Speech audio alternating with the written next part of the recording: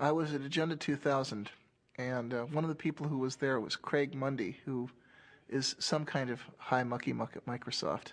I think Vice President of Consumer Products or something like that.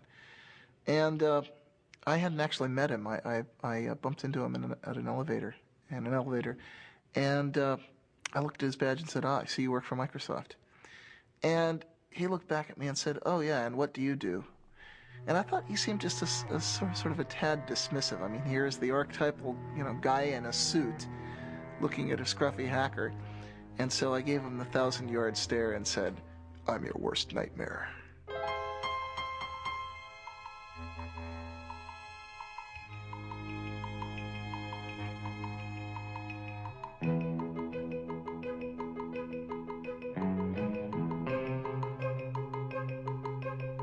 For most of its short but colorful history, the computer industry has been dominated by the Windows operating system. But that could soon change, as Windows faces a strong challenge from Linux.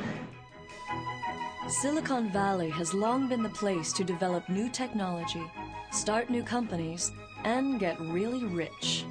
Now the Valley is the front line in a revolution fighting for that most politically incorrect of ideas, individual freedom. Day and night, a loose confederation of hackers and programmers zaps bits and pieces of computer code around the world as it builds the tools to set computer users free. Using open information and the free exchange of technology to achieve its goals, this revolution began in the 1980s with the free software movement and the GNU project, and now is most commonly associated with Linux and the open source movement. We do have one sector that is taking off today. It is the Linux-related sector. And I thought this might be a good opportunity to say, what is Linux? And I'll answer this question for you. Many of you probably already know, but there are 12 million users out there. A computer operating system developed by hundreds of programmers collaborating on the internet, a challenge to Microsoft Windows NT, very popular for its speed, and so this is what the craze is about. To kind of explain what Linux is, you have to explain what an operating system is. And the thing about an operating system is that you're never ever supposed to see it, because nobody really uses an operating system. People use programs on their computer, and the only mission in life of an operating system is to help those programs run. So an operating system never does anything on its own. It's only waiting for the programs to ask for certain resources, or ask for a certain file on the disk, or ask for the programs to connect them to the outside world. And then the operating system steps in and tries to make it easy for people to write programs. Open source is a way for people to collaborate on software without being encumbered by all of the problems of intellectual property, having to negotiate contracts every time you buy a piece of software, have a lot of lawyers involved. In general, we just want to get the software to work, and we want to be able to have people contribute fixes to that, etc. So we sort of sacrifice some of the intellectual property rights and just let the whole world use the software. Before there could be Linux, there was Richard Stallman and the free software movement. I mean, think of Richard Stallman as the great philosopher, right? And think of me as the engineer. Richard Stallman is the founding father of the free software movement. Through his efforts to build the GNU operating system, he created the legal, philosophical, and technological foundation for the free software movement. Without these contributions, it's unlikely that Linux and open source would have evolved into their current forms today. I joined the MIT Artificial Intelligence Lab in 1971. I joined a thriving community of hackers, people who loved programming, loved exploring what they could do with computers, and they had developed a complete operating system, entirely written there. And I became one of the team that continued to improve the operating system, adding new capabilities. That was my job, and I loved it. We all loved it. That's why we were doing it. And we called our system the incompatible time-sharing system, which is an example of the playful spirit which defines a hacker. Hackers are people who enjoy playful cleverness. Well, it first started going wrong as the outside world started pressuring us to have passwords. We didn't have any passwords on our computer. And the reason was that the hackers who'd originally designed the system realized that passwords were a way that the administrators could control all the users. And they didn't want to build tools, locks and keys for the administrators to control them. So they just didn't do it. They left that out. And we had the philosophy that whoever's sitting at the computer should be able to do whatever he wants, and somebody else who was there yesterday shouldn't be controlling what you do today. When they put passwords onto one of the machines at MIT, I and a bunch of other hackers didn't like it. I decided to try a subversive sort of hack. I figured out how to decode the passwords, so by looking at the database of encoded passwords, I could figure out what each person would actually type to log in. And so I sent messages to people saying, hello, I see that you've chosen the password mumble, or whatever it was. How about if you do as I do, just type enter for your password. It's much shorter, much easier to type. And of course, with this message, I was implicitly telling them that the security was really just a joke anyway. But in addition, I was letting them in on this hack. And eventually, a fifth of all the users on that computer joined me in using just enter as their passwords. Where did the ideas that led to what is now called open source, how did that begin? Who began that? Well, it actually began with the start of computers, because at that time, software was just passed around between people. And I think it was only like in the late 70s, early 80s, that people started really closing up their software and saying, no, you can never get a look at the source code. You can't change this software, even if it's necessary for you to fix it for your own application. And you can actually blame some of that on Microsoft. They were one of the real pioneers of the proprietary software model. In the mid-1970s, a group of hackers and computer hobbyists in Silicon Valley formed the Homebrew Computer Club. In the club's January 31st, 1976 newsletter, Bill Gates of the recently formed Microsoft wrote an open letter to the community where he made a point-by-point argument for the relatively new concept of proprietary software. Up to that point, the practice of computer users had been to freely pass around software with not much thought given to its ownership. Known as an open letter to hobbyists, Bill Gates writes, "To me, the most critical thing in the hobby market right now is the lack of good software courses, books, and software itself. Without good software and an owner who understands programming, a hobby computer is wasted. Will quality software be written for the hobby market?" Gates goes on to write, "The feedback we have gotten from the hundreds of people who say they are using BASIC has all been positive. Two surprising things are apparent, however. One, most of these users never bought BASIC, and two, the amount of royalties we have received from sales to hobbyists makes the time spent on Altair BASIC worth less than $2 an hour. Why is this? As the majority of hobbyists must be aware, most of you steal your software. Hardware must be paid for, but software is something to share. Who cares if the people who worked on it get paid? Is this fair? One thing you don't do by stealing software is get back at MITS for some problem you may have had. MITS doesn't make money selling software.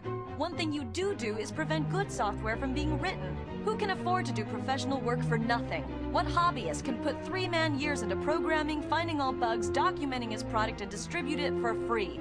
The fact is, no one besides us has invested a lot of money in hobby software. What about the guys who resell Altair BASIC? Aren't they making money on hobby software? Yes, but those who have been reported to us may lose in the end. They are the ones who give hobbyists a bad name and should be kicked out of any club meeting they show up at. I would appreciate letters from anyone who wants to pay up or has a suggestion or comment. Signed, Bill Gates, General Partner, Microsoft." In the late 70s and early 1980s, Richard Stallman was doing artificial intelligence research and coding at the MIT Artificial Intelligence Lab. Richard had a number of negative experiences during that period which soured him on the whole idea of commercial software. Such as? Some code that he wanted to work on and wanted to fix was locked up, and he couldn't get the company that owned the code to let him fix it, even though it would have been to their advantage to do so. And that put me into a moral dilemma, you see, because to get one of the modern computers of the day, which was the early 80s, you would have to get a proprietary operating system. The developers of those systems didn't share with other people. Instead, they tried to control the users, dominate the users, restrict them, saying, if to get this system, you have to sign a promise you won't share with anybody else. And to me, that was essentially a promise to be a bad person, to betray the rest of the world, cut myself off from society, from the cooperating community. And I had already experienced what happened when other people did that to us, when they refused to share with us because they had signed these contracts, and it hurt the whole lab, kept us from doing useful things before. So I just wasn't going to do that. I felt, this is wrong. I am not going to live this way. And from experiences like this, he developed a profound hostility to the idea of intellectual property in software. He eventually acted this out by founding the Free Software Foundation. So I looked for another alternative, and I realized I was an operating system developer. If I were to develop another operating system, and then as the author encourage everyone to share it, say, everyone, you can come and get it, use this, form a new community, not only could I give myself a way to keep using computers without betraying other people, but I'd give it to everybody else too. Everybody would have a way out of that moral dilemma. And so I realized this was what I had to do with my life. I actually began the project in January of 1984. That's when I resigned from my job at MIT to start developing the GNU operating system. Now, I should explain that the name GNU is a hack, because it's a recursive acronym. It stands for GNU's not Unix. You see, so the G in GNU stands for GNU. And what the name means is I was developing a system that was like the Unix operating system, but was not the Unix operating system. This was a different system. We would have to write it completely from scratch because Unix was proprietary. We were forbidden to share Unix. We couldn't use Unix. It was useless for a community. So we had to write a replacement for it. Throughout the 1980s, as Richard Stallman was building the GNU project, computer scientists from the University of California at Berkeley were developing their own free operating system. Known as Berkeley Unix, or BSD, it was based upon the Unix kernel which had been licensed from AT&T. However, due to legal problems with AT&T and fragmentation of the source code, hackers and other non-institutional users were slow to adopt it. Well, Unix consisted of a large number of separate programs that communicated with each other. So we just had to replace these programs one by one. So what I started doing was writing a replacement for one program, and then another, and then another, and then people started joining me because I published an announcement inviting other people to join me to help write these programs. And by around 1991, we had replaced practically all of them. What were some of the programs that you Well, we had to have a complete system, you need to have a kernel, which is the program that allocates resources to all the other programs. You need a compiler, which translates a program from readable source code that programmers can understand into numbers, mysterious numbers that the computer can actually run. You need other programs that go with the compiler to help do this job. You need a debugger, you need a text editor, you need text formatter, you need mailers, you need lots and lots of things. There are hundreds of programs in a Unix-like operating system. I saw Stallman's announcement. Actually, I met him in February of 1987. He came to give a 5-day tutorial on Emacs at our company. And during the day, he would explain new ways to think about Emacs and ways to extend and enhance it and to use the Emacs source code for better or worse.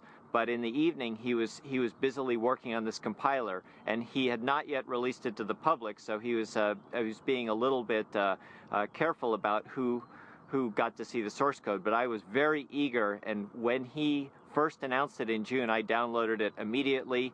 I played with it. I got some pointers from him, and when I sent the source code back to him, he was very actually amazed at how quickly I was able to ramp up on his technology. Whenever we worked on something at Stanford or in the university, we would get, mostly at the time we were working off of machines from Digital Equipment or Sun, mostly Sun. Whenever we would get a Sun machine, the first thing we would do is we would spend literally days downloading GNU free software from the internet, building it and installing it on that Sun machine. The crucial thing about GNU is that it's free software. Now, free software refers not to price, but to freedom. So think of free speech, not free beer. The freedoms that I'm talking about are the freedoms to make changes if you want to, or hire somebody else to make changes for you if you're using the software for your business, to redistribute copies, to share with other people, and to make improvements and publish them so that other people can get the benefit of them too. Now, those are the freedoms that distinguish free software from non-free software. These are the freedoms that enable people to form a community. If you don't have all these freedoms, you're being divided and dominated by somebody. My first experience contributing to free software came in late 1989, early 1990. I was working as a graduate student at Stanford University on computer-aided design tools. One of the pieces I needed was a tool called a parser generator. Well, the Free Software Foundation under Richard Stallman had created a great tool called Bison. I needed a tool that worked with C++. Bison worked with C. I modified Bison to create something called Bison++. And it's a tremendous feeling of empowerment to be able to take a piece of software that was available and create what you needed in a very short piece of time by modifying it.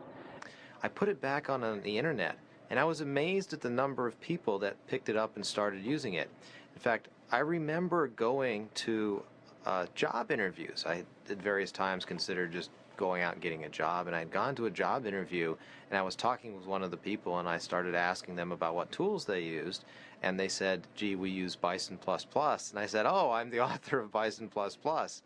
Free software generally does have a copyright, it does have an owner, and it has a license. It is not public domain.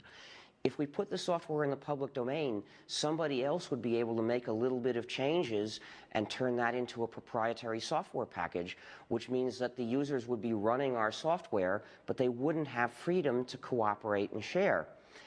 To prevent that, we use a technique called copyleft. The idea of copyleft is that it's copyright flipped over. And what we do is we say, this software is copyrighted, and we, the authors, give you permission to redistribute copies. So we give you permission to change it. We give you permission to add to it. But when you redistribute it, it has to be under these terms, no more and no less, so that whoever gets it from you also gets the freedom to cooperate with other people if he wants to. And then in this way, everywhere the software goes, the freedom goes too, and it becomes an inalienable right to cooperate with other people and form a community. And so what is that, the license? What does that go? Well, copyleft being a general idea, in order to use it, you have to have a specific example. And the specific example we use for most GNU software packages is the GNU General Public License, a particular document in legalese which accomplishes this job. A lot of other people use that same license. For example, Linus Torvalds uses that license for Linux as well. Well, the license I use is the GNU General Public License. That's the one that Richard Stallman wrote, and I think it's a really astounding contribution. It's one of the few software licenses that was written from the standpoint of the community rather than from the standpoint of protecting a company or, as is the case with the MIT and the BSD license, performing the goals of a government grant program. And the GPL is really unique in that it's not just a license, it's a whole philosophy that I think motivated the open source definition. I don't hide that a lot of what I do came from Stallman. A crucial step in the growth of GNU, Linux, and the free software movement was the creation of businesses based upon the software and philosophy. Ground zero for the beginning of the business phase was the Electronics Research Lab at Stanford University. Known as ERL, the lab was the place where the first GNU and Linux businesses found their inspiration. So right here is where ERL was. That would have been the entrance over there next to the Electrical Engineering McCullough building. As you walk in, you come in, you walk down the hallway down here, My office would have been about here, and then right across the hall from that was Michael Tiemann's office. Michael Tiemann took and started a company, Cygnus Software, but the idea was to sell consulting and services around the GNU free software. And, well, Michael's done very well with Cygnus. Well, I spent a lot of time working out how we were going to make money, and in the original GNU Manifesto, which is the last chapter of the GNU Emacs manual, Stallman proposed a number of different possible ways to make money. From the beginning of the free software movement, I've had the idea that there's room in it for business to be done. One of the advantages of free software is that there's a free market for any kind of service or support. So if you are using software in your business and you want good support, you have a choice of people to go to for it. You have a choice of businesses that are in the business of providing you with support. So they're going to have to, in general, give you good support, or you'll go to somebody else. With proprietary software, support is a monopoly. There's one company, typically, that has the source code, and only they can give you support. So typically, you're at the mercy of a monopoly. That's the case, for example, with Microsoft. So no wonder the support is so bad. The benefits of free software were tremendous, but the cost of supporting it internally made managers very, very nervous. And so the fundamental idea I had was, if we could build a model that could deliver 2 to 4 times of support and hand-holding capability that an internal engineer could provide, and we could do it at 1/2 to 1/4 the cost, that would meet the test of whether or not people would actually buy. And by about the fall of that year, we had all of the things worked out about who we needed on the technical team, what the terms of the sale would be, what the key price points were, and we actually received our incorporation in November of 1989. One of the most difficult things in starting our company was actually finding a name for it. I explained this to one of my friends. We were having difficulty, and he returned an email message that basically just had a bunch of words with the name GNU in it. And Cygnus was the one that looked least obnoxious and least obscene. I can say very clearly that Cygnus was the first business that specialized in free software. Cygnus supported free software, filled a very essential niche because we had this great software. You could get it for nothing, but you couldn't get support, and they made their money by charging for support. The GNU project started by building a toolkit of basic development tools such as a C compiler, a debugger, a text editor, and other necessary apparatus. And their intention was eventually to develop a kernel to sit underneath those and be the center of the operating system. By about 1990, they had successfully developed that toolkit, and it was in wide use on a great many variants of Unix, but there was still no free kernel. The kernel happened to be one of the last things we started to do, and we had started it not long before. And that's when Linus Torvalds came along. Linus or Linus? What's your preferred pronunciation? When I speak Swedish, it's Linus. When I speak Finnish, it's Linus. When I speak English, it's Linus. And I really don't care how people pronounce my name. But Linux is always Linux. He developed a kernel and got it working faster than we got ours working, and got it to work very nicely and solidly. His kernel is called Linux. The initial goal was my very personal goal, to be able to run a similar environment on my computer that I had grown used to at the university computers. And I could not find anything that suited me for that, right? So having been doing computers for all my life, basically, at that point I just decided that I'll do my own. Most of the inspiration early on came from Sun OS, which was what I was using at the university at the time. Which university? University of Helsinki in Finland. From 1991 to about 1993 was really, I guess, the infancy period of Linux. That was when it was still only alpha or beta quality. It was relatively unstable, although even then it was a good deal more stable than a lot of what are now called production operating systems.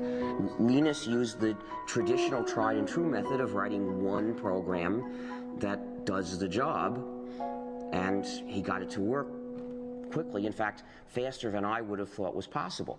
The term for it is monolithic, which means that basically the OS itself is one entity, indivisible, while in a microkernel, the operating system kernel is actually just a collection of servers that do different things, and then they have a common protocol for doing communication between themselves. So why is it that if the GNU project had so much lead time, so to speak, doing this, why is it that he was able to kind of come in at the tail end, so to speak? We actually started the GNU herd not long before he started Linux. And as it happened, though, we chose a design that's a very advanced design in terms of the power it gives you, but also turns out to be very hard to debug. We decided to divide up the kernel, which traditionally had been one program, to divide it up into a lot of smaller programs that would send messages to each other asynchronously to communicate. And the problem is that style of programming has a great deal of potential for bugs, which are often very hard to figure out because they depend on does this program send this message before or after this one sends that message. And the result was, it took us years to get the thing to work. What is Linux's relationship to the GNU project? Well, there's relationships to GNU on kind of multiple levels. One is just the philosophical level of thinking that making your source open is a good idea. When Linus developed the kernel, he wasn't doing it for the GNU project. He did it independently. And he released it independently, and we didn't know about it. But some of the people who did know about it decided to look for what else they could find to put together with that kernel to make a whole system. And they looked around, and lo and behold, everything they needed was already available. What good fortune, they thought, but actually there was no chance about it. They had found all the pieces of the GNU system, which was missing just the kernel. So when they put all that together, really they were fitting Linux into the gap in the GNU system, but they didn't know that. There's a lot of these programs done by the Free Software Foundation and done by other people like Linux, and there's a symbiosis between Linux and the programs, so that the programs run on Linux and at the same time, and they take advantage of Linux as a platform, while Linux takes advantage of the programs by just being able to use them. What programs? For the main one is actually the GNU C compiler, which without a C compiler it would not have been possible to make Linux or most of the open programs available. Linux uses the GPL, and I agree with the kind of philosophy behind the GPL. That said, the GPL itself is not a very pretty document, which is probably just because no lawyers can ever be very pretty.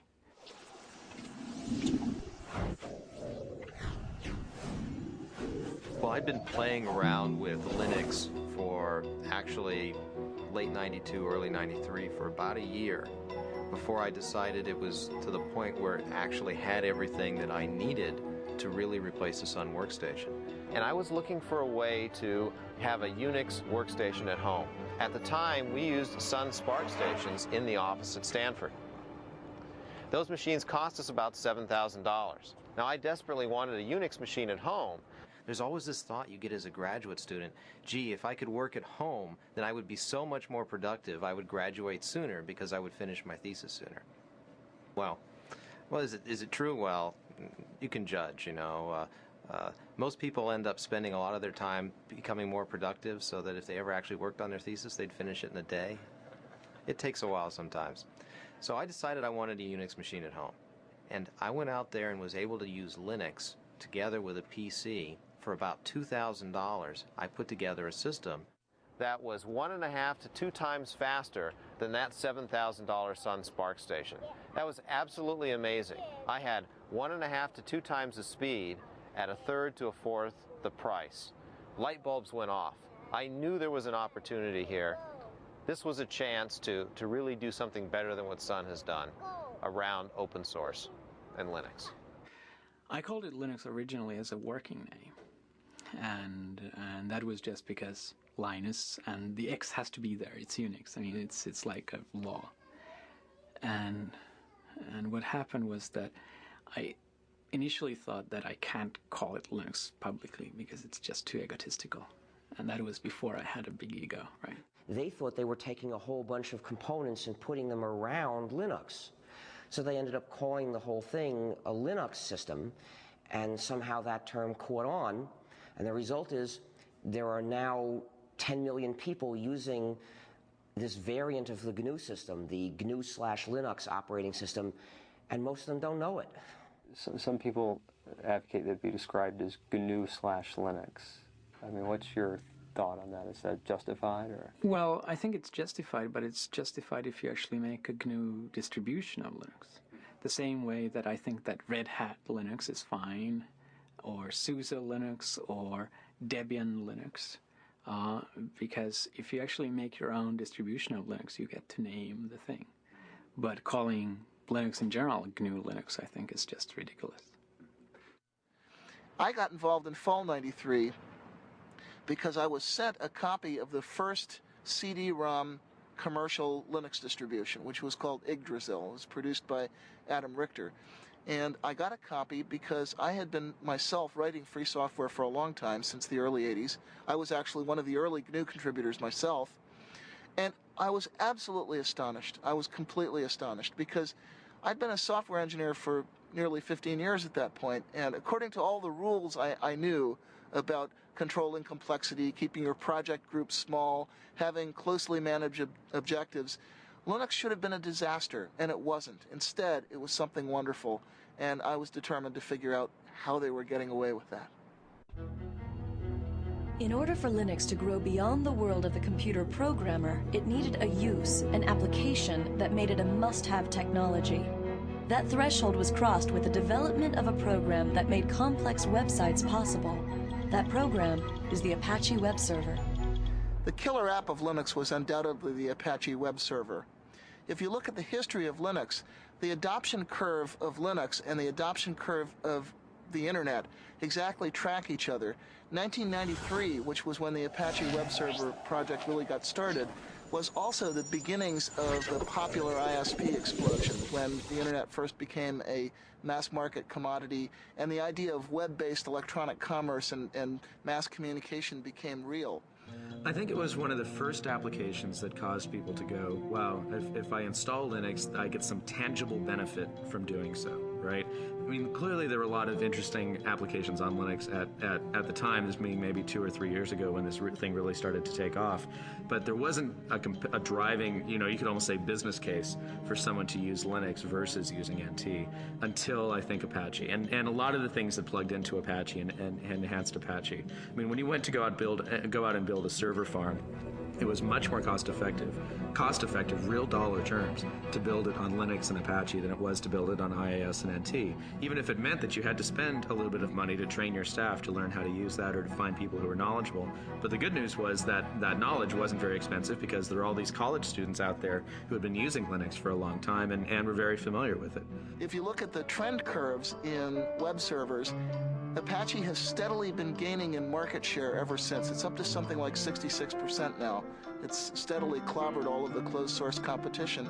And that's because it's more reliable, it's more flexible, it's more extensible. It does what webmasters actually need. And the combination of Apache and Linux found its way into a great many commercial shops. Essentially, Apache became the application that motivated internet service providers and e-commerce companies to choose Linux over Microsoft's Windows. It would probably run best on Linux and on FreeBSD. And the reason is the communities around those operating systems are also the communities that contribute the most back to Apache, right? And they were also the operating systems that internet service providers started using very heavily as well. And internet service providers really liked Apache because it allowed them to do a lot of different things that some of the commercial web servers didn't, such as the ability to host more than one website on a single box, which clearly if you're an ISP and you have 40,000 users and they all want their own website is going to be pretty important to you. One of the key factors in the growth of Linux was the creation of companies that specialized in the distribution and support of the operating system itself. Among these companies, Red Hat Software is the best known. Red Hat started as the product of Mark Ewing. While he was working at IBM, he wanted a little better Linux distribution. He started playing around. Found out he spent more time maintaining his Linux distribution than he did working on his new project. So he sort of started the distribution itself. He met up with Bob Young, who at the time was running a company called ACC Bookstore, which was a mail-order PC Unix catalog. And Bob kind of knew he wanted something, more his own to market rather than reselling other people's products. And he was fairly good at marketing. And Mark knew he needed some marketing help because he was fairly good at the technical parts. So they kind of got together. I started working with Red Hat in May of 1995, basically right out of NC State, along with Eric Trowan, who me and him combined make up employees number 4 and 5. And we actually reported to work at an apartment that Mark Ewing used to live in. We took it over as kind of the development part of Red Hat Software, and stayed that way till about November of 1995 when a toilet we had in the apartment kind of exploded, flooded our downstairs neighbor, and she got a little upset, and the apartment folks found out we were running a business there instead of actually living there at the same time, so they decided to throw us out. So at that point, we had about a week to go find our first office, which we did, and get ourselves moved in a hurry. So.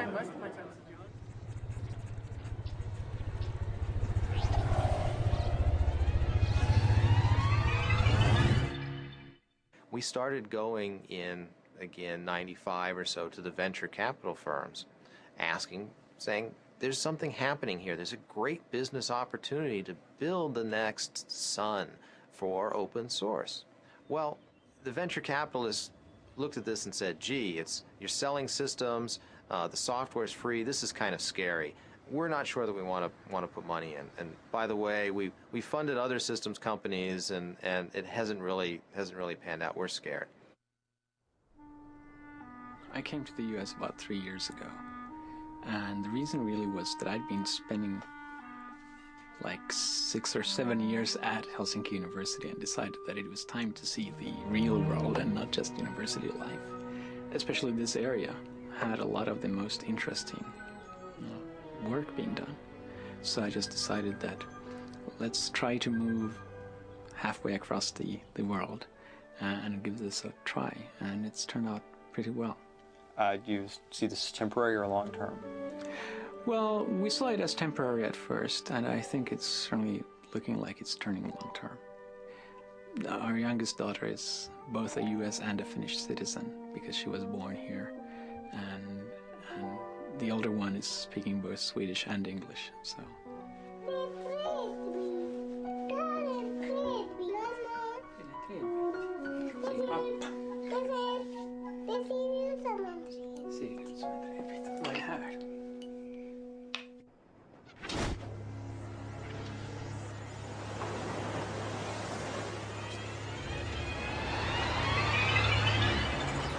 The next major event was one that I had a direct hand in. I wrote a paper called The Cathedral and the Bazaar, which was my observations, my anthropological analysis of what it was that made the open source world work. We didn't call it that then. We're still using the term free software primarily. So it was my observation of what made the free software world work and why we were able to produce extremely high-quality software in spite of constantly violating all of the standard rules of software engineering. In that paper, I was setting up a contrast between two different styles of development, two opposed styles of development. One, which is the conventional closed development style, which I called the cathedral style. In that one, you have tight specification of objectives, small project groups which are run in a fairly hierarchical, authoritarian manner, and you have long release intervals. On the other hand, what I identified as happening in the Linux world was a much more peer-to-peer, decentralized market or bazaar-like style in which you have very short release intervals and constant solicitation of feedback from people who are formally outside the project, a very intense peer review process. And the startling thing was that the more I looked at this, the more it seemed that trading away all the supposed advantages of conventional closed development for that one single advantage of massive independent peer review actually seemed to win, actually seemed to get you good results. The reason Netscape is important is that they were the first large company to participate in open source. We had Cygnus providing support, but we didn't really have much business.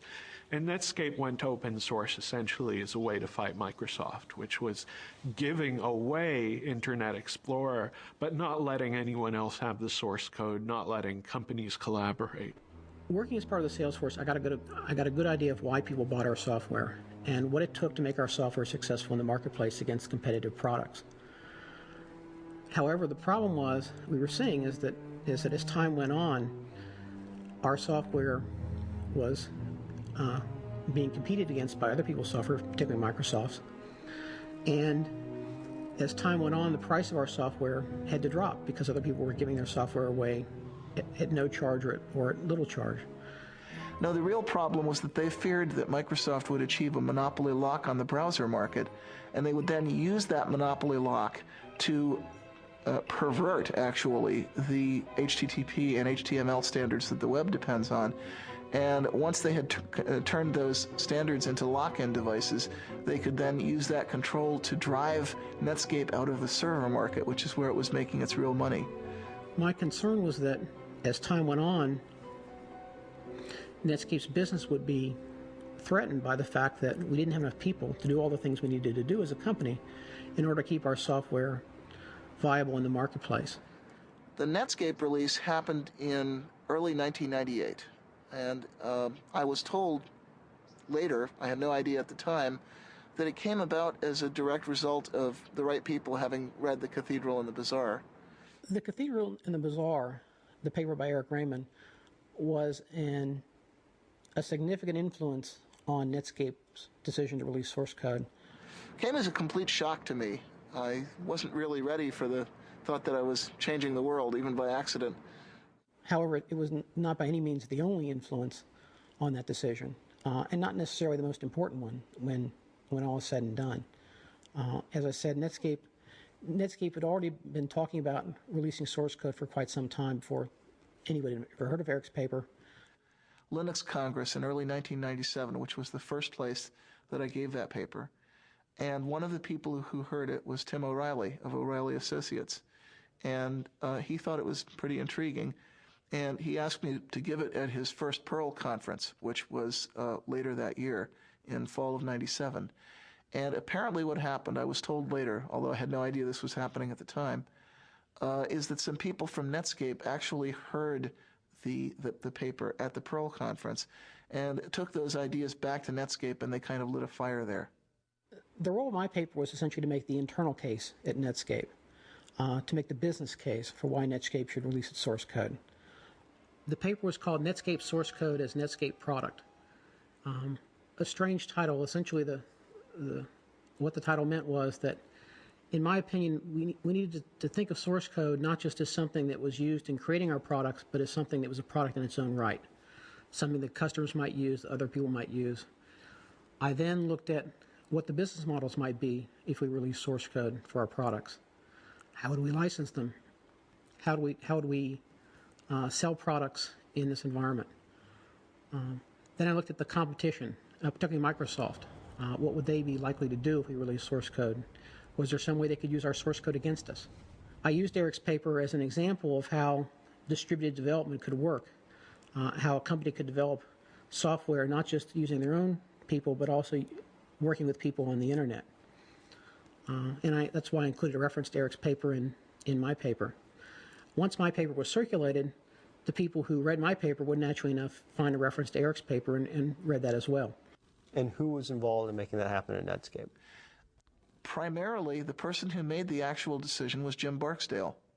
And this turned out to be important later, that our big win, the big score that gave us mainstream visibility and credibility with investors, came not because of bottom-up evangelism from a bunch of engineers, but because one strategist at the top saw the potential power of this method and then essentially imposed that vision on everyone underneath him.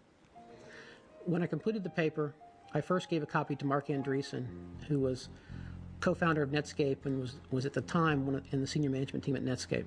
Mark then gave a copy of the paper to several other people within Netscape management, including Jim Barksdale.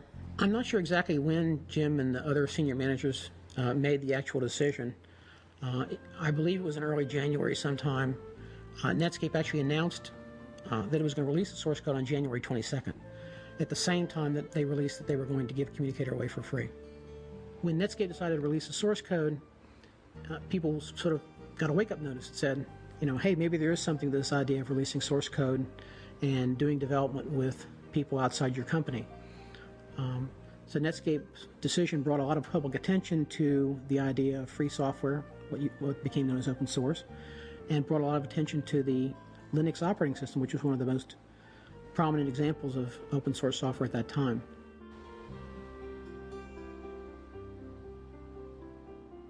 This is our first office, Mountain View, California. We moved here in early 1995. This is 4,000 square feet. It was an incredible leap of faith for us to move out and take the company to our own office. Now, what's really important about this place is that this is the office where the term open source was invented. If you walk into an executive's office and you say free software, okay, if you're lucky, the response you'll get is something like, free software must be cheap, shoddy, worthless. And if you're not lucky, it has associations with the Free Software Foundation's wholesale attack on intellectual property rights, which, regardless of what you think about the ethics of that, it's lousy marketing. It's not something that businesses want to hear. So Eric Raymond knew that there was a problem. We'd been calling this free software, but people took the term free and associated with free of charge. They thought that you couldn't make money or you couldn't sell, which is exactly the wrong concept. We wanted to get across the idea that the software was open and that the source code was available. Very important pieces.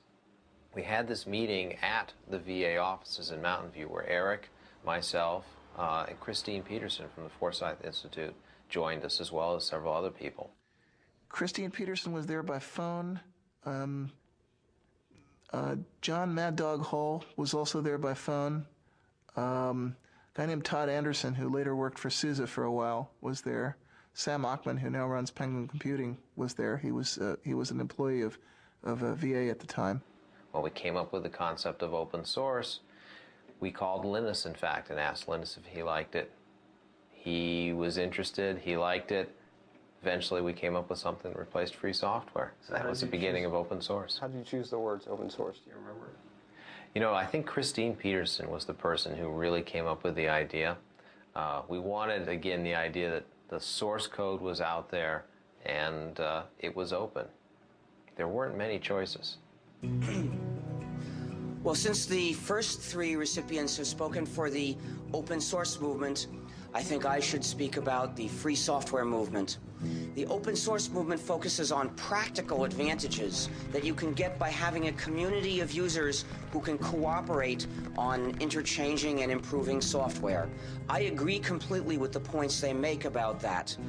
The reason why my views are different, why I am in the free software movement rather than the open source movement, is that I believe there's something more important at stake, that freedom to cooperate with other people, freedom to have a community is important for our quality of life. It's important for having a good society that we can live in, and that is, in my view, even more important than having powerful and reliable software.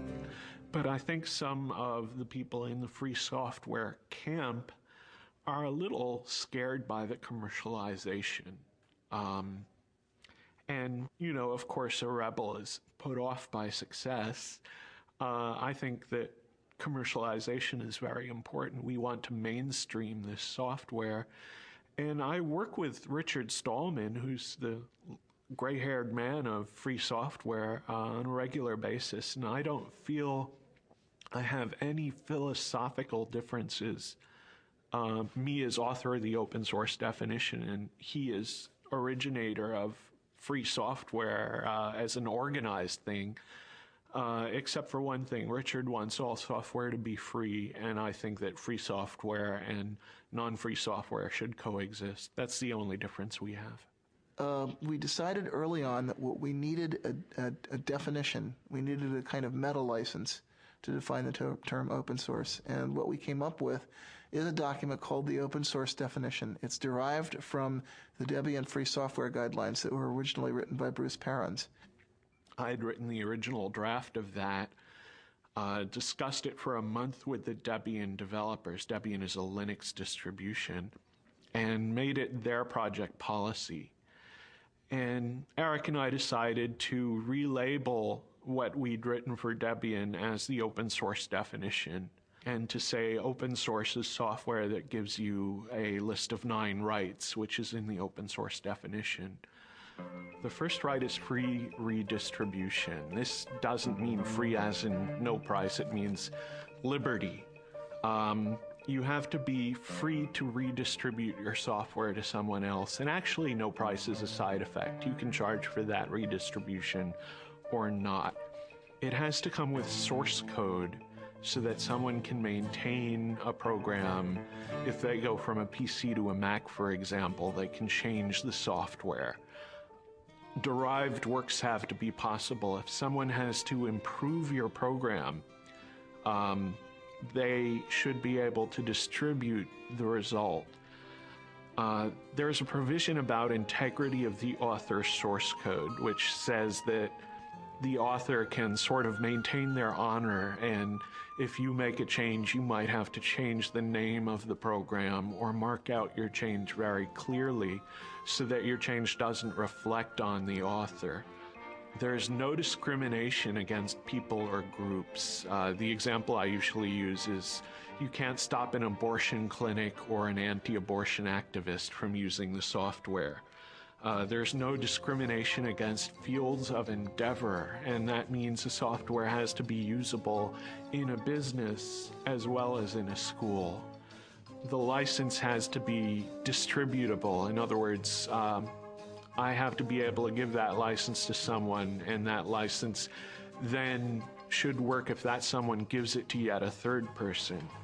The license can't be specific to a product. In other words, if I distribute my software on a Red Hat system, the license can't say you can't distribute this on a SUSE or a Debian system.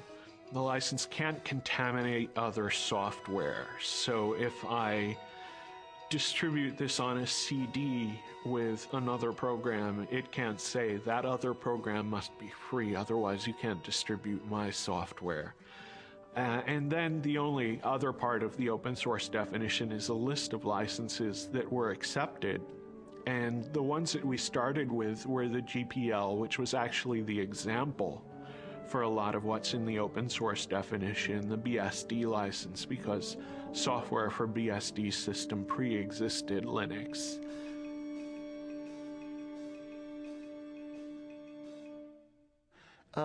I think the next moment that I thought was really pivotal was when the database vendors flipped over, which happened about 3 months sooner than I expected it to. It actually happened in late July, early August.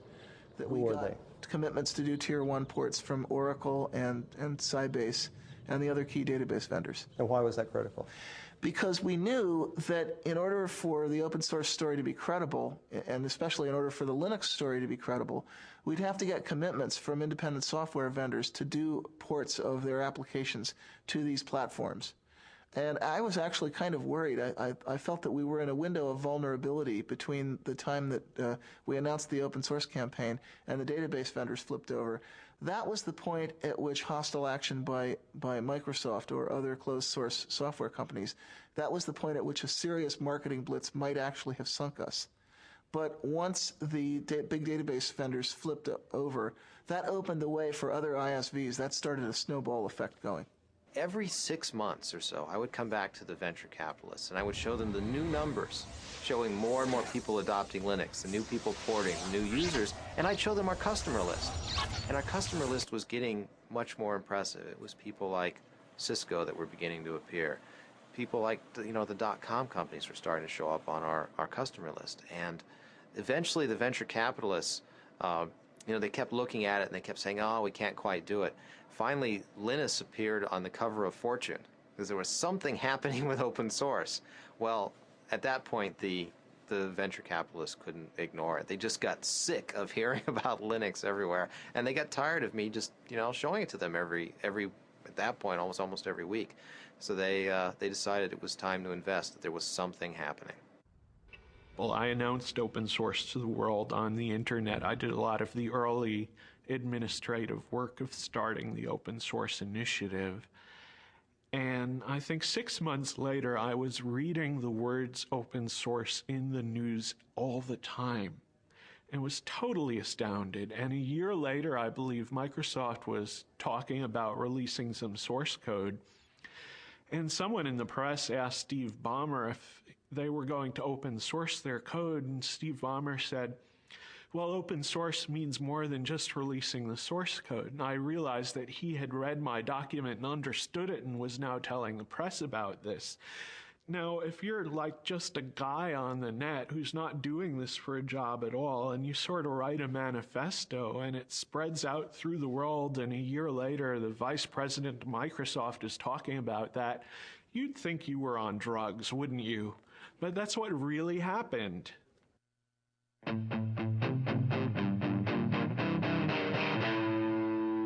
The local user groups tend to be more an issue of building a social network, especially getting people familiarized with the issues, also just acting as a kind of support network for people who do not, for example, have the ability to pay for a commercial support network. So one thing they're doing in this area, for example, is they're making these, I think it's once a month, they're having install fests, which means that people who have problems getting Linux installed on their machine or have some issue, I mean, maybe they've actually installed Linux but want to set up the network in a specific way, can actually bring in their machines to this users group meeting. And there's a lot of people that are willing to help who've maybe seen that problem before.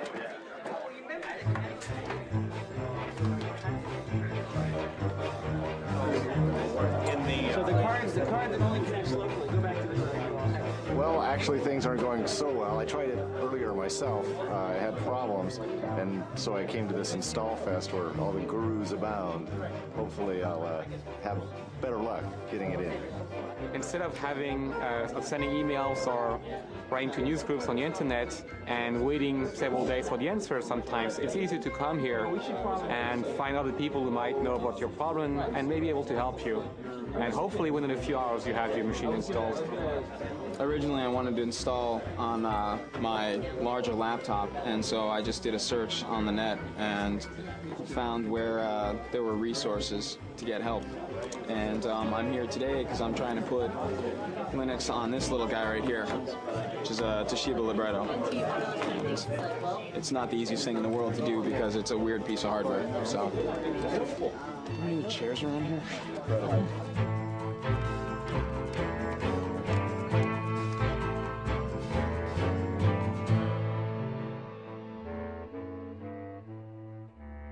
I think the Department of Justice case has made people aware of the fact that you should at least look for alternatives to Microsoft, and maybe Microsoft isn't the American dream after all. And that kind of shift in perception, you can very clearly see that people just took Microsoft for granted. And maybe they're still buying Microsoft, but at least they're kind of more aware of the issue these days. Microsoft actually used Linux as defense. They used Linux to ground a claim that they don't have a monopoly because Linux could essentially push them off their catbird seat at any time. It's a very ingenious argument, totally specious, because it didn't do anything to answer the charge that they had previously engaged in bullying and various anti-competitive practices. But it was clever of them. In an event, the judge didn't buy it. Well, ordinarily we in the Linux community are rather wary about letting Microsoft become the issue, but there was a Slashdot article about December of '98 where a fellow named Matt at the Noodle had pointed out that a gentleman in Australia had managed to receive a refund for the unused copy of Windows that came with his computer. So he declared the 19th of January, was it January? It's February, I'm sorry, the 19th of February, he declared the 19th of February Windows Refund Day, and he encouraged everyone to go to their computer manufacturers and return their unused copies of Windows as it was specified in the Windows End User License Agreement. Yeah, it's important to remember that in the license itself it says that you can receive a refund if you don't use the software, and that the manufacturer is bound by law to do this, or at least bound by contract. And we found that, you know, if you called up these manufacturers, they basically said, "It stopped bothering me, kid," and hung up on you. We didn't really want to sort of give out the location of where we were going to meet until, you know, at the very last second. So what we did is we had people meet at places that we could control in the different towns around here. So I was the San Jose marshal, and I believe, Nick, you were the San Francisco? Rick Moen and I did San Francisco. Right. Yeah. And so we had maps there, and we handed them off to everybody who was coming. Well, we actually met at a Denny's that's just outside the Foster City limits, Foster City city limits, which meant also that it was just outside the Foster City police jurisdiction, which meant that any incidents that happened at the meeting point happened in the jurisdiction of San Mateo, and if they told us to get lost, we'd say, fine, we're going to Foster City, bye. It's sort of the Dukes of Hazzard method of avoiding the cops, so. Well, actually, we marched on the other side of this building. We marched around and up onto the parking structure that's up there. And that's where Microsoft had a reception laid out for us with drinks and a big sign that said, you know, Microsoft welcomes the open source community. And the local news cameras got shots of Eric Raymond and the Microsoft representative. The Microsoft story seemed to mostly be that this was not an issue for Microsoft, but rather from the OEMs. So we all needed to go back to our computer manufacturers and try yet again to try and get a refund from them. We responded to them saying, you know, we've tried that, it's not possible. We need Microsoft to take action at this point. And they just repeated the tagline over and over again. You need to go to the OEMs, the manufacturers, and get your refunds there. We had about 150 people, probably about half of which had signs and such, so. Well, we ended up actually right in this courtyard here. Basically, we originally gathered outside. Various people sent groups in. People from the FreeBSD camp sent a couple folks in. We had Eric Raymond and Chris actually tried to go up eventually. And, they had blocked the elevators off to us. Where were their offices? Their offices are right up here on the 9th floor. We got some really nice press out of it. And we think as a result, Toshiba made it possible for you to buy laptops without the operating system on it. So it's a small victory, but well, and even now, companies such as IBM and a lot of other computer manufacturers are allowing you now to buy machines that don't have Windows on them.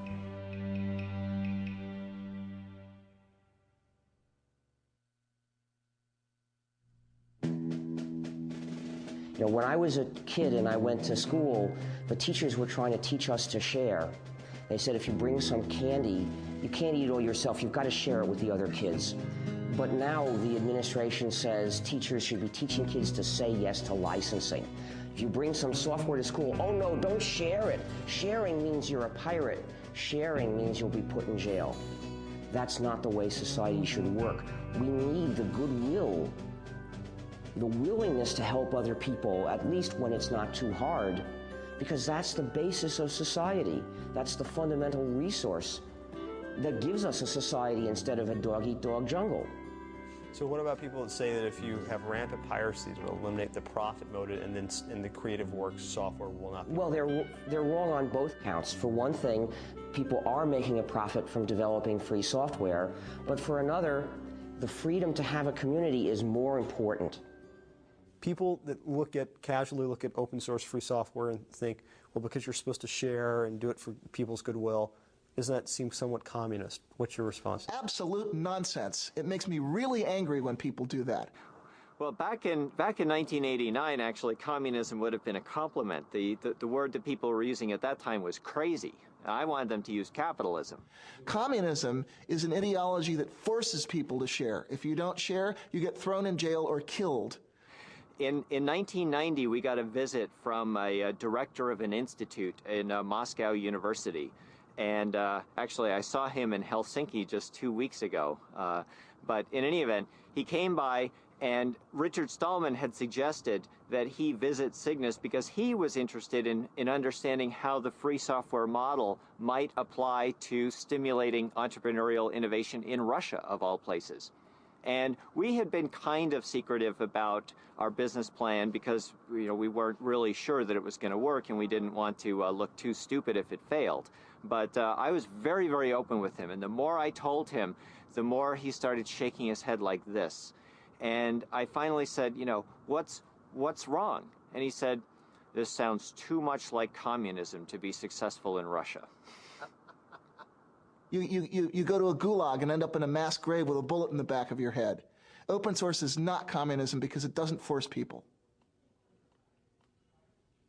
Karl Marx did not invent helping your neighbor. It's not communist to have a commons. A commons existed long before communism as a philosophy of government. There are many commons in our lives. For example, we drive on the highway, something that is maintained for our common good.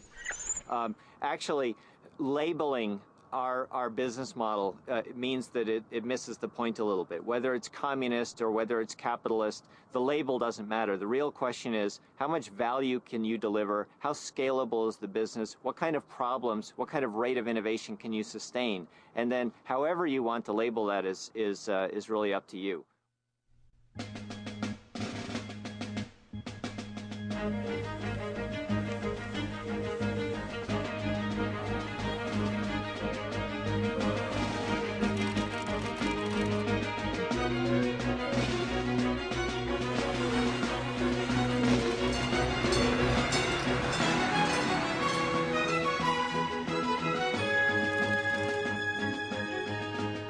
A lot of people described that August Linux World as Linux's coming out party. Linus Torvalds was very funny about that. He said, what, was Linux gay? But some people said, yeah, that was our debutante ball. That was when the Linux guys, the hardcore hackers, really got it together with the suits.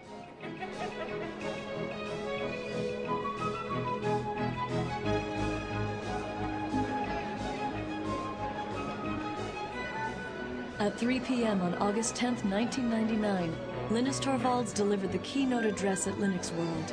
The crowd of 6,000 people began lining up at 12 noon.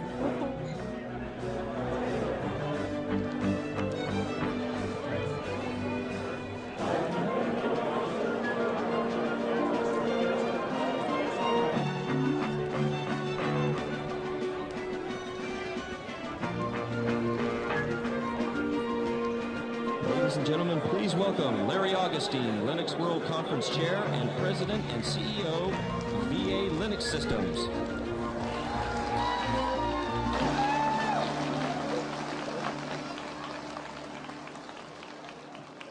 These guys have to clap. I pay them. Thank you all for being here. It looks like it's been a great show so far. If you'll indulge me for a moment, I'm going to try and avoid the glare of the lights and just I still think there's a lot of people, even though this is the second show, I still think there's a lot of people who don't quite get what it is that's so exciting about Linux. There's this great show going on next door, there's huge exhibits and everything, but it's the people out here that are the real contributors, not those companies. The person on next, I know you all know, so I don't have to give anything in the way of introduction. Ladies and gentlemen, I give you Linus Torvalds. Linus.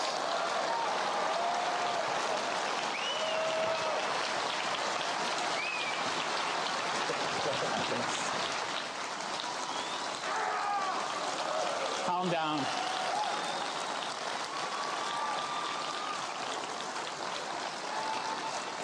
Calm down. Say, ooh. Yes.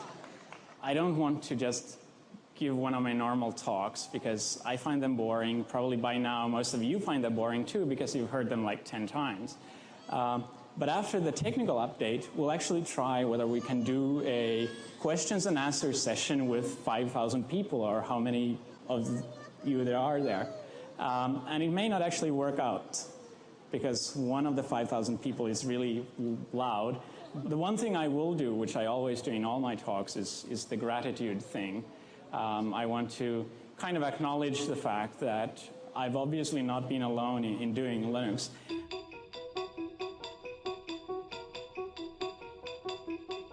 Red Hat up 228%. This is the IPO that everybody was waiting for. They, of course, are behind the Linux operating software. RHAT.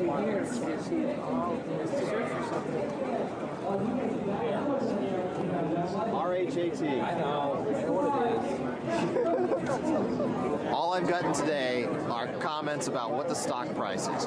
All morning. You know, it was at 41, it was at 42, it was at 47, it was at 53, it was at 51.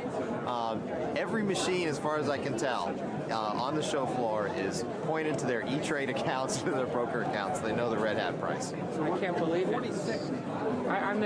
Just heard 53. Oh boy! Hang on, I didn't buy any.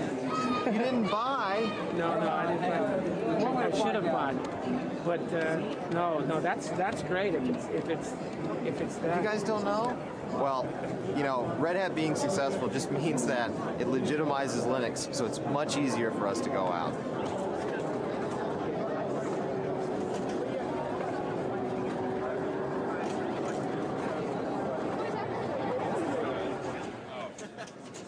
Yeah, our made for digital homoerotic adventure kits. The government confiscated that one. Yeah. It's kind of been a little bit divided. You've got a lot of people that are pretty hardcore, and they're kind of offended by that, you know, because they work really hard and they're not really getting maybe their fair share out of that.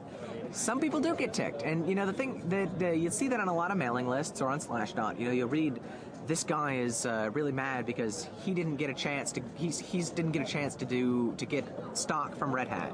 He didn't get a chance to get a job from this other company, you know. But the kind of the shocking secret there is that most of the really hardcore guys, you know, they don't care so much. The guys that are kind of really down in the trenches, they're writing this code because they need this code. If we could invite Richard Stallman, who's the founder of the Free Software Association, and Tim Ney, who's the managing director. There we go. Here it is. Richard, I saw you playing your recorder in Paris at that Linux conference, but I didn't have an audio track. So would you get them to add audio to their video downstream next time? I don't have any control over that. Unfortunately, those things can only be done with non-free software. All right. We'll give you the award, and before you say a word, we'll have Tim and yourself hold up a little representation of the contribution towards the Free Software Association. So, very ironic things have happened, but nothing to match this. Giving the Linus Torvalds Award to the Free Software Foundation is sort of like giving the Han Solo Award to the Rebel Fleet. You see, some of you may not realize how far that analogy goes. But actually, let me tell you how we got here. See, what happened is, 15 years ago, if you wanted to use a computer, the only way you could do it was with proprietary software that divides and subjugates the users. And most people a lot of people didn't like it, but they saw no alternative. But some of us were determined to make an alternative, and we said we're going to develop a free operating system, a free software operating system that will give users the chance to have freedom while they use their computers. Now, a lot of people said, well, it's a nice idea, but it's so hard, and we'll never get it done, so I don't want to participate. I don't believe you can ever get it done.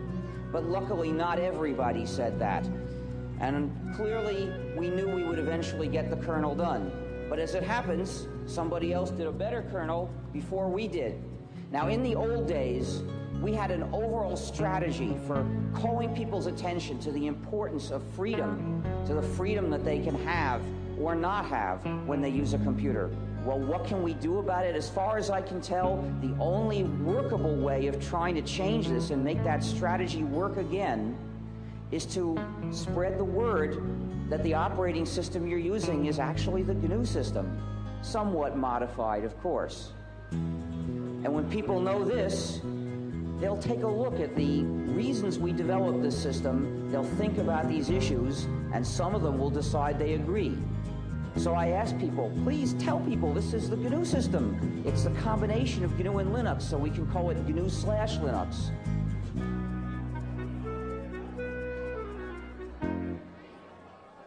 So, Larry, when you were at Stanford 8, 9 years ago doing your PhD, did you ever think you'd be in this position? No. All kidding aside. No, I had no idea, honestly. What did you think you would be when you were finishing up your PhD? You know, that's a good question. I really didn't have a good idea. I mean, here we are on this huge show floor. There are people just going crazy about Linux. We had 6,200 people crammed into a room to see Linus speak last night. Here we are with, you know, all of these huge vendors all over the show. It's just, you have no idea that this is going to happen. I mean, this is just this little operating system that we were happy with, that a few people cared about. You know, I thought I'd have a nice little consulting business, and here I am suddenly with all of this huge show going on. It's just incredible. I mean, a year ago, you could look and say, you know, this is going to be big. And everyone's standing at the show going, you know, the show was big last year. Is it going to be as big this year? Then you remind them, you know, last year was only 6 months ago. Then they go, oh, Linux time.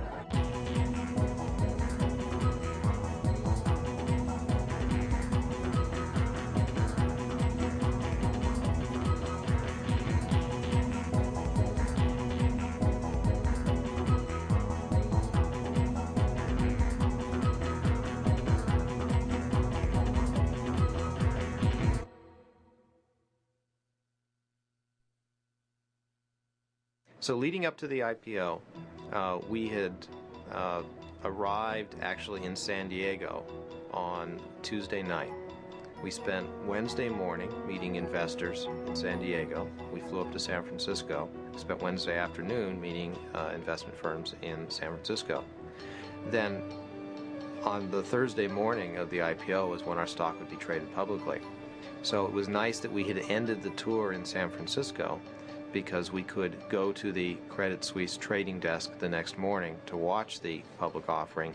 And in San Francisco, being close enough to the company and to our families, we could invite people up to actually join us in the first trade. So I invited my wife, and we invited Linus and Tova and a number of other friends and people who worked in the company to join us. Whenever we invite Linus and Tova, they have 2 young children, and I have a daughter, Andrea, and we always bring the kids along. So we went into the Credit Suisse trading floor with all these traders, and there are these 3-year-old kids running around and chasing each other around the show floor, around the trading floor. So Linus and I walked in, and we walked up into the trading floor, and everyone was very excited. And we kept asking them, "Well, how's it going? Are things going okay?" And they said, "Oh, it's we're really excited.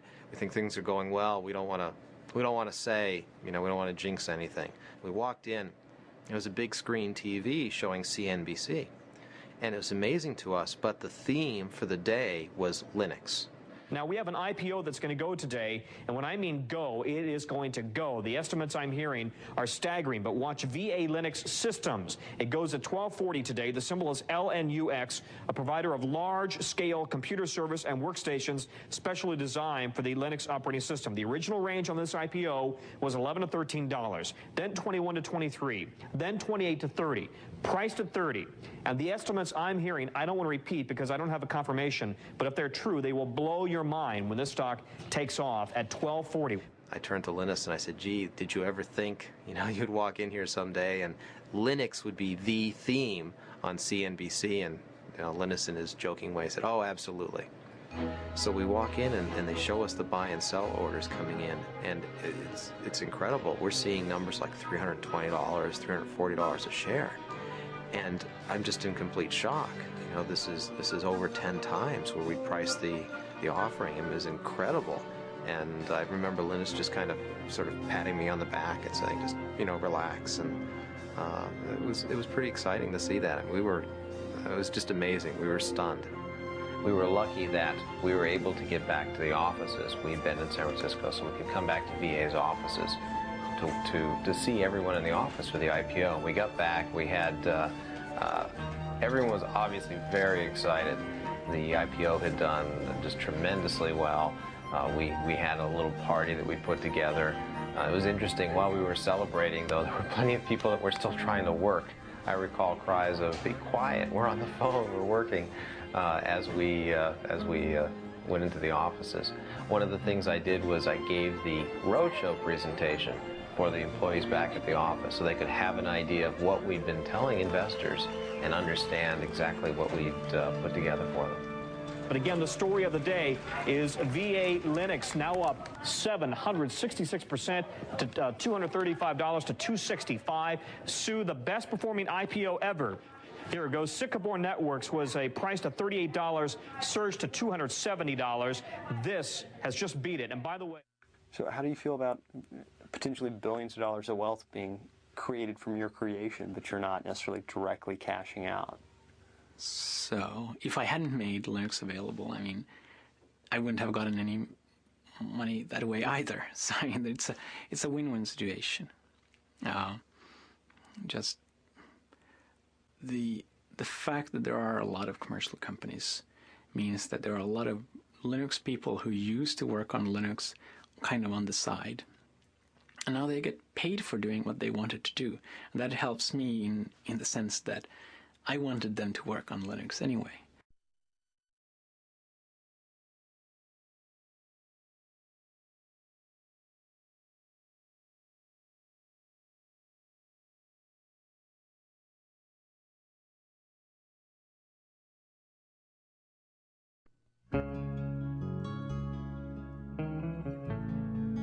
The whole GNU project is really one big hack. It's one big act of subversive, playful cleverness to change society for the better, because I'm only interested in changing it for the better, but in a clever way. Hi, we're the GNU Stallmans, and this is the free software song. Join us now and share the software. You'll be free, hackers, you'll be free.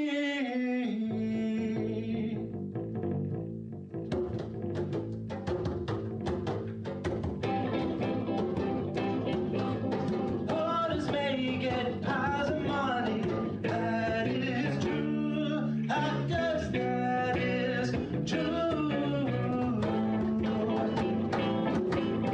But they cannot help their neighbor, that ain't good. Hackers, that ain't good.